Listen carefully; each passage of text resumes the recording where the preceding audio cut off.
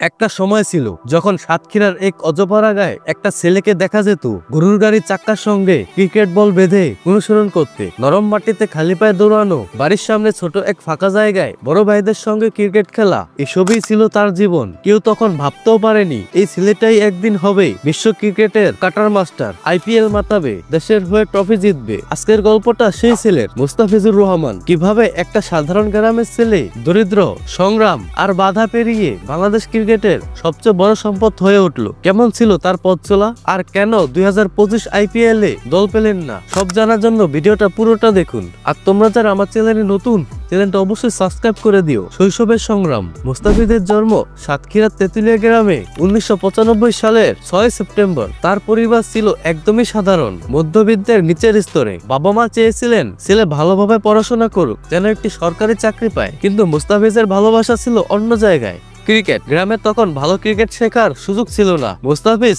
আর তার বড় ভাই মোখলেসুর রহমান একসঙ্গে খেলতেন। বড় ভাই জানতেন এই ছেলেটার মধ্যে কিছু একটা আছে, তাই তিনি তাকে সাহায্য করতে শুরু করলেন। কিন্তু পথ এত সহজ ছিল না। মুস্তাফিজ যখন সাতক্ষীরা শহরে গিয়ে ক্রিকেট অনুসরণ করেন, তখন প্রতিদিন প্রায় 40 কিলোমিটার সাইকেল চালিয়ে যাতায়াত করতে হতো। এদিকে পরিবারও খুব একটা সাপোর্ট করতো না, কারণ পড়াশোনার পাশাপাশি ক্রিকেট নিয়ে অত সময় দেওয়াটা ঝুঁকিপূর্ণ ছিল। কিন্তু মুস্তাফিজ কখনো হার মানেননি।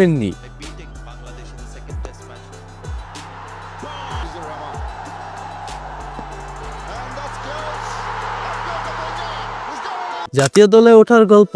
সাতক্ষীরা সেই অজ্ঞাত গ্রাম থেকে মুস্তাফিজের জাতীয় দলে আসার পথটা সহজ ছিল না। তবে তার ভাগ্য বদলে যায় 2013 সালে, যখন তিনি প্রথমবারের মতো বয়সভিত্তিক দলে সুযোগ পান। তারপর 2015 সালে এক বিস্ময়কর ঘটনা ঘটে। ভারতের বিপক্ষে ওয়ানডে সিরিজের জন্য হঠাৎ করেই ডাক পান এই তরুণ বাঁহাতি পেসার। টি-20 অভিষেক হয় 24 এপ্রিল 2015 সালে পাকিস্তানের বিপক্ষে, আর ওয়ানডে অভিষেক হয় 18 জুন ভারতের বিপক্ষে, যেখানে প্রথম ম্যাচেই নেন 5 উইকেট। এরপর দ্বিতীয় ম্যাচে আরো 6 উইকেট নিয়ে ক্রিকেট বিশ্বে হইচই ফেলে দেন। আইপিএল জয়ের গল্প।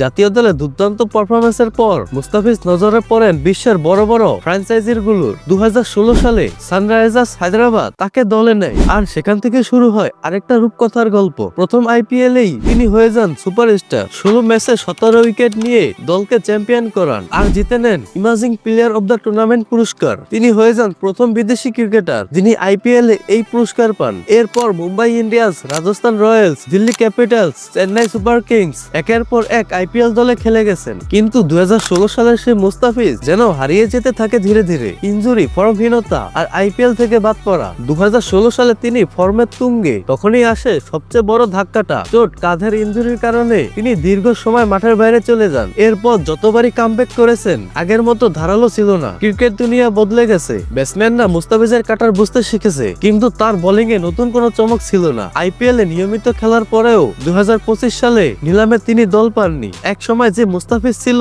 ফ্র্যাঞ্চাইজিদের প্রথম পছন্দ, এখন সেই নিলামে অবিকৃত। কেন এমন হলো? বিশেষজ্ঞদের মতে তার গতি তুলনামূলক কমে গেছে, ইয়র্কার গুলো ততটা কার্যকর হচ্ছে না, আর ভেরিয়েশনেও তেমন নতুনত্ব নেই। তবে অনেকেই বিশ্বাস করেন মুস্তাফিজ যদি আবার নিজের পুরনো রিদম খুঁজে পান, তাহলে পরের মৌসুমে আইপিএল এ ফিরবেন আরো শক্তিশালী হয়ে। ব্যক্তিগত জীবন, পড়াশোনা ও বিয়ে। মুস্তাফিজ ছোটবেলা থেকেই খুব ভালো ছাত্র ছিলেন না, কারণ তার মন পড়ে থাকতো ক্রিকেটে। তবে তিনি এসএসসি ও এইচএসসি পাশ করেছেন এবং পরে একটি বিশ্ববিদ্যালয়ে ভর্তি হন। 2019 সালে তিনি বিয়ে করেন তার চাচাতো বোন সামিয়া পারভিনকে। সামিয়া একজন শিক্ষিত নারী যিনি ঢাকা বিশ্ববিদ্যালয়ে পড়াশোনা করেছেন। মুস্তাফিজ সবসময় নিজের ব্যক্তিগত জীবনকে মিডিয়ার আলো থেকে দূরে রাখেন, তাই তার পারিবারিক জীবন সম্পর্কে খুব বেশি তথ্য পাওয়া যায় না। তবে তিনি তার স্ত্রীর সঙ্গে সুখী জীবনযাপন করছেন এবং ক্রিকেটে ফেরার জন্য কঠোর পরিশ্রম করছেন। শেষ কথা, মুস্তাফিজের জীবন একটি উদাহরণ যে প্রতিভা থাকলে সবকিছু সহজ হয়ে যায় না। কঠোর পরিশ্রম আর ধৈর্যই একটা মানুষকে